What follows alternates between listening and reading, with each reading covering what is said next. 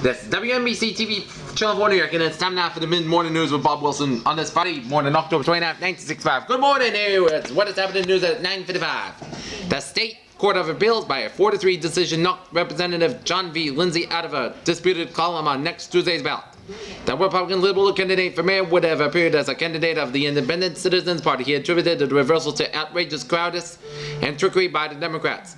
William F. Buckley Jr., the Conservative Party candidate, accused Mr. Lindsay of trying to appeal to the Jewish voters by scaring them during the mayoral campaign. Mr. Buckley made the charge of one of the sharpest of the current contests during a radio debate with Mr. Lindsay and Abraham D. Beam, the Democratic nominee. And in Austin, Texas, informed sources close to President Johnson said that the president's failed to thus far to endorse Mr. Beam for the mayor of New York appeared to be based partly on the assessment that the Democratic candidate might lose the election. A proposal that the Lower Manhattan Expressway to be built entirely below street level is to be placed before federal authorities by Mayor Wagner. Plans now call for the controversial road to be partly elevated and partly below street level. Bishop Horace W. B. Dunnigan of the Episcopal Diocese of New York said that his support of the civil rights movement had resulted in withdrawal of several substantial gifts that had been pledged for the completion of the Cathedral Church at the St. John the Divine. Pope Paul VI formally promulgated as Roman Catholic teaching yesterday 5 documents embodying the significant changes in the Church's policies and structures and offering friendship and mutual respect to the other great religions of the world. With more than 2,300 prelates of the world hierarchy assembled in the Ecumenical Council in the St. Peter's Basilica, the Pontiff enacted 4 decrees of the Office of Bishop on the religious orders, Christian education, and seminary training, and 1 declaration on the relation of the Christian and non-Christian religions. In Vietnam, 3 young United States Marines who had never been fired or rifle in combat, all but annihilated a Viet Cong commando and a unit near Da Nang. Senior Marine officer said that the 3 had prevented the destruction of a helicopter base. As it was, the communist guerrillas had destroyed 18 helicopters and damaged 22 in a daring amphibious assault. At home, Vietnam protest movements on college and Vietnam protests along with university campuses were said to represent only a small hardcore of students.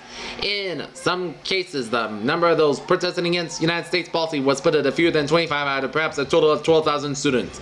Many colleges were said to have no organized dissent at all. In Havana, the Cuban government ordered and ended the refugee shuttle by small boats across the Florida Straits. This came as Havana and Washington working throughout the Swiss embassy had virtually reached agreement on the orderly airlift of all. Cubans wanted to leave their Castro-ruled homeland.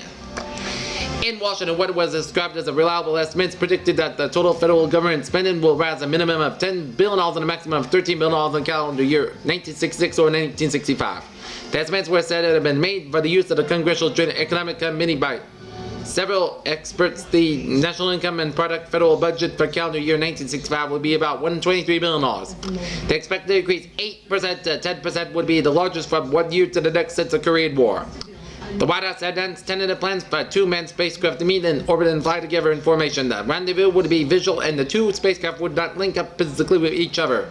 The target date is sometime in January, but the launching may be sooner. The House Committee on American Activities was told that the United Klans of America had conducted training schools in firearms, explosives, incendiary devices, judo, and karate. According to committee investigators, a top Ku Klux Klan official attended a school where one of the lessons was how to burn up a car before its occupants could escape.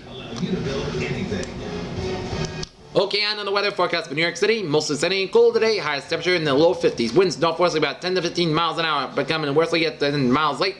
This afternoon and shifting southwesterly at 10 to 15 miles tomorrow. Fair and cold tonight. Lowest temperature in the mid-30s. Mostly sunny and a little milder tomorrow. Precipitation probably less than 5% through tomorrow. For New Jersey, mostly sunny, cool today. Highest temperature from the high 40s north to the mid-50s south. Fair cold tonight. Lowest temperature in the 30s except for some 20s in the normally colder interior areas. Mostly sunny and a little milder tomorrow. Long Island and Long Island Sound. Mostly sunny and cool today. Highest temperature in the low 50s. Northwesterly winds about 10 to 15 miles an hour, becoming westerly at 10 miles late in the afternoon, shifting southwesterly at 10 to 15 miles tomorrow. Visibly on the sound better than 5 miles. Fair and cold tonight. Lowest temperature in the mid-30s except near 30 in the normally colder areas. Mostly sunny and a little milder tomorrow. Rockland and West Cheshire counties in Connecticut. Mostly sunny and cold today. Highest temperature from the high 40s to the low 50s. Fair cold tonight. Lowest temperature from the mid-20s down the low 30s. Mostly sunny a little milder tomorrow. Right now, approaching the today of hour. Central Park's 35 degrees. LaGuardia 36, JFK 37, and Newark 35. That's coming in for mid-morning news. Bob Wilson on this Friday, October 29th, 965. Have a good day. It's the WNBC TV Channel 4 New York. The time now, 10 o'clock.